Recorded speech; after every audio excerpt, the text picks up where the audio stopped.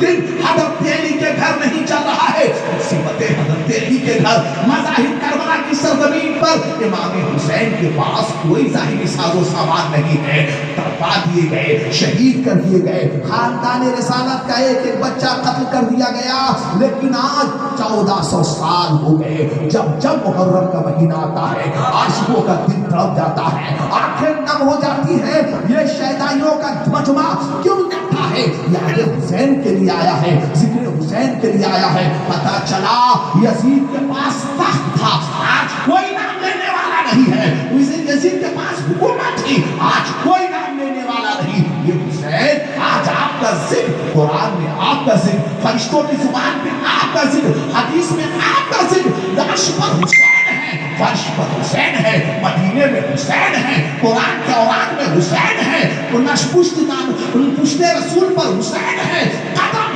قدم اور ذرے ذرے پر حسین کا قبضہ ہے، جدھر جدھر اٹھے نظر حسین ہی حسین ہے، شجر شجر ثمر ثمر حسین ہی حسین ہے، اذان کو نماز کو رسول کے بیان کو کیا ہے جس نے معتبر حسین ہی حسین ہے۔ آج حسین کائنات میں چھا گئے، پتہ چلا مومنوں، اے مسلمانوں، تخت پر جو بیٹھ جائے وہ بادشاہ نہیں ہوتا ہے، جو دلوں میں بیٹھ جائے وہ بادشاہ ہوتا ہے۔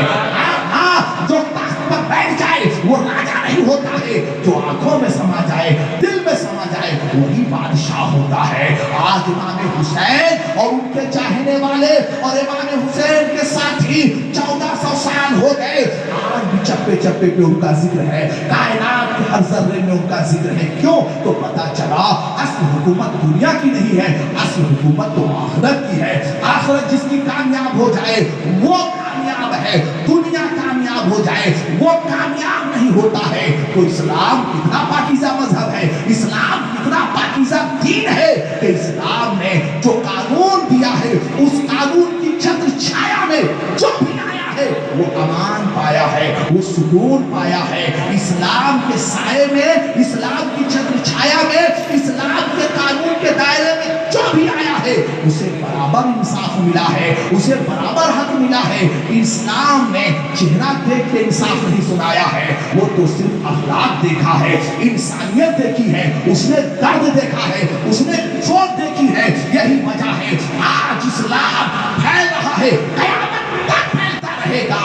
ہاں، ہماری بدولت نہیں پھیل رہا ہے، نا آج ہمارا حال تو یہ ہے، ہمارے قریب جو آتا ہے وہ مذہب ہو جاتا ہے، وہ ناراض ہو جاتا ہے۔ اور وہ کیسے تھے؟ ان کے قریب جو آیا وہ کلمہ پڑھ کے مشرف با اسلام ہو گیا۔ حضرت بایزید بسطامی رحمت اللہ علیہ کے قریب ایک یہودی بیٹھتا تھا، بہت آپ کا متقی تھا، اور اس یہودی کے ساتھ ساتھ ایک مسلمان اس کا دوست تھا وہ بھی بیٹھتا تھا۔ اب دونوں سرکار کی بارگاہ میں بیٹھتے تھے اور بیٹھ کے سرکار کی باتوں سے بڑا لطف اندوز ہوتے تھے۔ یہودی بڑا متاثر ہو گیا بایزید بسطامی سے۔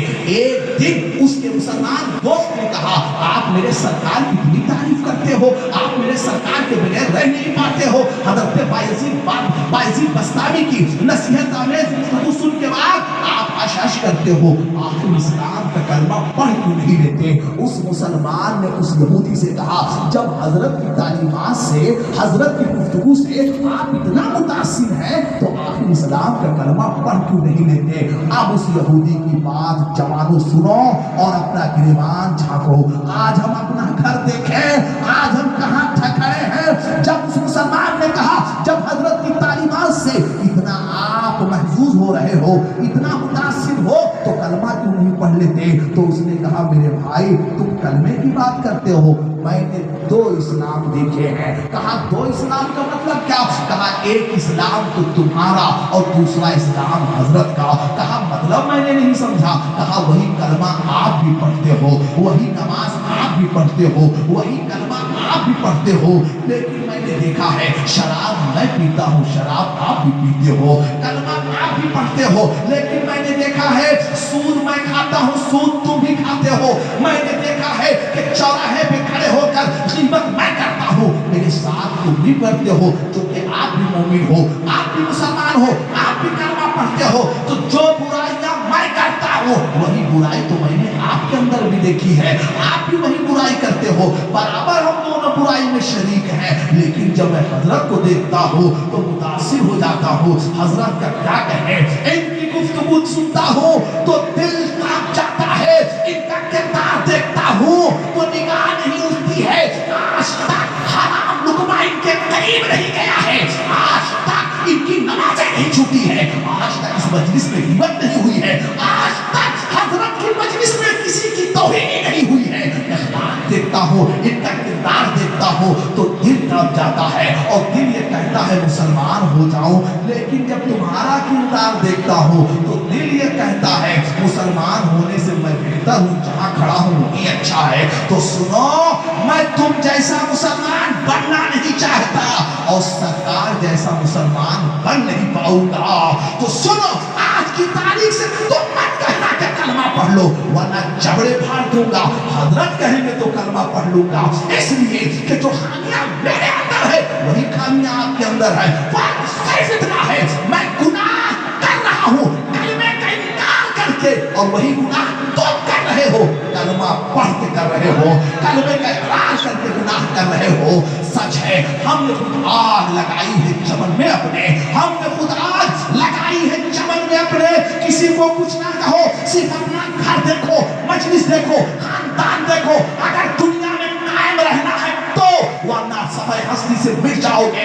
اقبال نے کہا تھا نہ سمجھو گے تو مٹ جاؤ گے۔ اے ہندی مسلمانوں، تمہاری داستان تکمیل ہوگی، داستانوں میں مٹ چکے ہو، صرف تھوڑا اور باقی ہے۔ اس کی وجہ یہ ہے کہ اس مجلس سے آپ دور ہو، مسجد سے دور ہو، خانقاہ سے دور ہو، قرآن سے دور ہو، مذہب اسلام کے آئین سے دور ہو، اور دوسرے کو کہتے ہو دوسرا ایسا نہیں ویسا۔ ارے وہ تو اپنے کام میں لگے ہوئے ہیں، جو جس کو مان رہا ہے وہ بڑی تیزی سے کام میں لگے ہیں، صرف جسم سے نہیں لگے ہیں۔ آپ نہ جسم سے لگے ہو، صرف زبان سے لگے ہو، عمل کچھ نہیں ہے۔ وہ جسم سے بھی لگے ہیں، زبان سے بھی لگے ہیں، عمل سے بھی لگے ہیں، پیسے سے بھی لگے ہیں، گھر سے بھی لگے ہیں، خاندان سے بھی لگے ہیں، پریوار سے بھی لگے ہیں۔ وہ اپنے قانون کو پھیلانے کے لیے تم دیکھ رہے ہو کسی بھی حد تک پہنچنے کے لیے تیار ہیں۔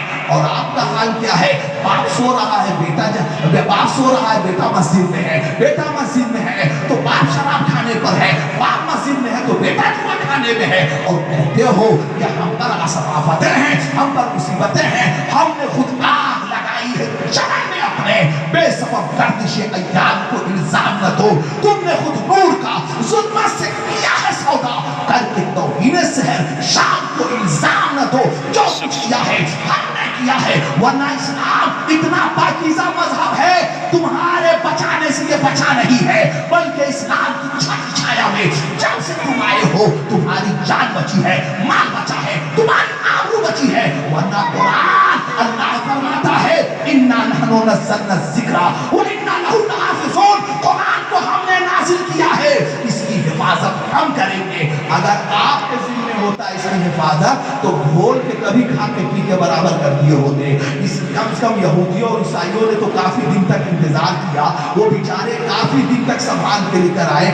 اگر آج کے مسلمان کے اوپر اسلام ہوتا یا ان کے اسلام بچانے پر قرآن پر ہوتا تو اب تک تم کب کے گھر سے نکال دیے ہوتے، اور گھر سے تو نکال ہی دیے ہو، صرف میت کے وقت قرآن یاد آتا ہے، مصیبت کے وقت قرآن یاد آتا ہے، بلا کے وقت قرآن تم نے نکال دیا ہے ہمارے ذمے سے۔ جو ہمارے ذمے جو ذمہ داریاں تھی آج اسے دوش ہو گئے ہو، قرآن کی حفاظت اللہ کر رہا ہے۔ جانتے ہو جب ہلاکو کھا آیا ہے، آنے کے بعد اس نے بغداد پر جب اٹیک کیا ہے، یہ تو کچھ بھی تمہارے ساتھ نہیں ہو رہا ہے، اللہ کا احسان مانو۔ اس پورا شوق دور میں آپ مائک لگا کے بول رہے ہو مسجد میں نماز ہے، کوئی بہت بڑا احسان ہے۔ جو کچھ ہو رہا ہے ہمارے اعمال کی وجہ ہے۔ ہلاکو خان جب بغداد میں، آپ پوچھو حاجی صاحب سے، جتنی میری عمر ہوگی اتنی کتابیں حاجی صاحب نے پڑھ لی ہے، مفکر ملت حافظ شمس اللہ صاحب کی قبلہ سے پوچھو، ان علماء سے تاریخیں پڑھو، موبائل دیکھنے سے فرصت ہی نہیں، رات دن فیس بک میں پڑے ہو، رات دن بیٹا یوٹیوب پہ پڑا ہوا ہے۔ دنیا IAS PCS بن رہی ہے، ڈاکٹر انجینئر بن رہی ہے، دنیا لائر بن رہی ہے، دنیا جج بن رہی ہے، اور ہمارے بچے گلیوں میں بیٹھ کر تاش کے پتے کھیل رہے ہیں، نشاور چیزیں استعمال کر رہے ہیں۔ ابھی ہم بمبئی سے گئے ہیں، جون میں ایک شخص نے رو کر کہا ہے 22 سال کا بیٹا